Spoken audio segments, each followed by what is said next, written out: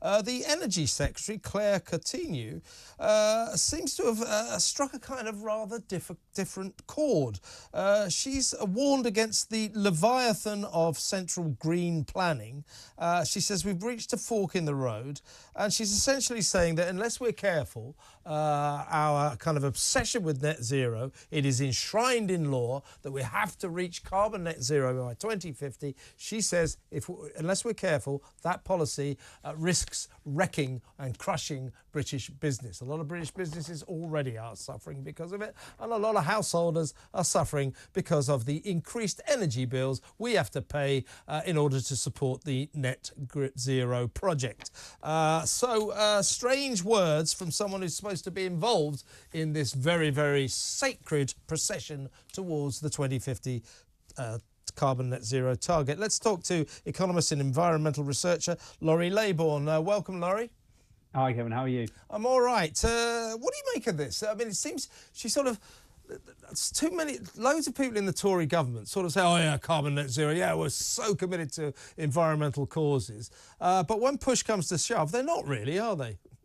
It doesn't seem that way. I mean, I think it is slightly odd that the Secretary of State for a particular set of policies is then making a speech that seems to cast shade on those policies. I find the whole thing very odd. And in some ways, I kind of agree with some of the headlines that she's ended up getting, which is that the current government's approach to making our energy supply more secure, for example, I don't think adds up so much. I think that the government can and should do more to help businesses as they transition to forms of electricity or forms of energy supply that are way more reliable, they're more secure, and they'll be cheaper over the long run as well. Yeah. Well, you know, I don't want to row with you about it, but I'm very sceptical about a lot of this stuff. And what worry, and you know, I respect your view. I'm far more diffident about whether or not net zero is something worth achieving. I'm pretty unknowledgeable about what the hell it is, and I'm not sure what difference it will make.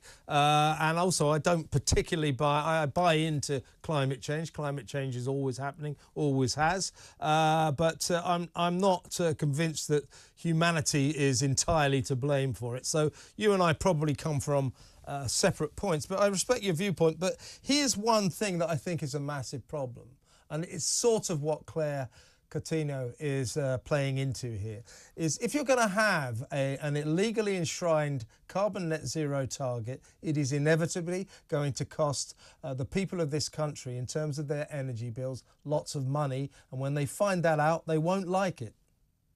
Well, OK, hang on. Let's go back to what you were saying about climate change. So you're not going to persuade me now. So don't bother. No, because what I really care about is national security. And I particularly care about ensuring that people's energy security is something that's far better that's been in recent years. One of the most expensive things that's happened to people in recent years, whether they're in their households or it's a business, is the energy price crisis that we saw over the last few years. Yeah. That has been disastrous. And the cause of that energy supply crisis, or one of the main causes, was that Vladimir Putin decided to invade Ukraine, and it sent the gas market haywire. Yep. The gas market is international.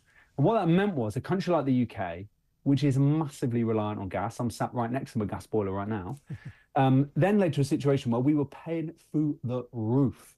Now, it didn't have to be that way.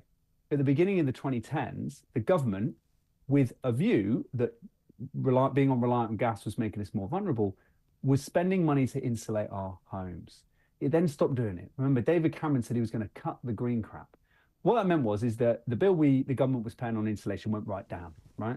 But then many years later, when energy prices shot up, the amount of money that the government paid to make our bills lower, to cushion that blow, which I think was the right thing to do, was way more than the cost of that insulation. And it would have meant that the cost down the line was less. So we got to spend some money to save some. So I'm interested in our national security. And right now, we've got things like gas that we're reliant on, which we have just been proven over the last... Won't we always be reliable on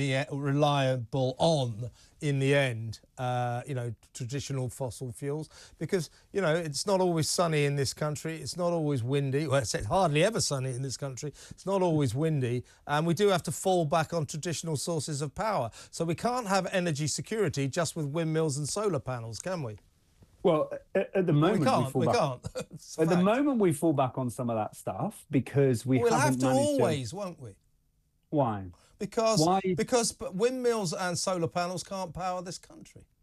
Why can't they do it? So sure, Because they don't. it's not. A, they don't supply enough power, and B, if they do supply power, it's sporadic because it's not always sunny and it's not always windy. So engineers managed to work that out a long time ago, and what that has meant is that there are plans, there are investments that we can make in this country that means that we balance all of these things at a given time. So, for example, there are a range of technologies that we can pretty much rely on in this country. It is windy a lot of the time. It's very windy in the North Sea, and we're you already getting a lot of energy. You can't rely on the British weather, Laurie. You know that. Oh, well, you can rely on some parts. You can rely on it to be crap. I'll give you that. You can rely on it to be blustery offshore. You can rely on tides, particularly Bristol Channel and other places, to be pinging in and out, which will also support energy supply. You can rely on the fact that battery technologies are improving as time goes on. You can rely on the fact that if we insert their buildings, we would need less energy. We need to produce less energy in the first place. We've got nuclear power plants. If you add this up, nuclear is the solution. I agree with that, but it's going to take us, a minimum of probably 30 years to build decent new nuclear power stations. Let me ask you this, Laurie. I haven't got much time left. It's good talking to you, despite the fact we don't agree on much. But was it wise, in your view, in a practical world, to enshrine this 2050 net zero target in law? Because I'll tell you what's going to happen between now and 2050. Some government, I doubt if it'll be the next one, but some government is going to ditch that law. I think there is a risk of that, yeah. I would agree with you on that. Or at least it will get sued more and more.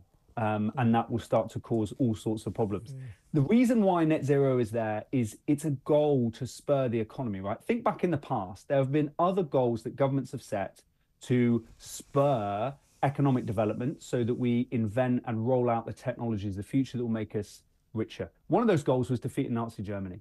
And a vast amount of government investment went into all sorts of things, technologies and so on, that led to more technologies and created this process of innovation. And we rely on a lot of that technology today. A lot of the technology that was invented in the context of the Second World War fed into computers and robotics and the things that we take advantage of today. So governments need to set a target, something to push the economy in a certain direction, to get the latest in revolution in new technologies and make us better off.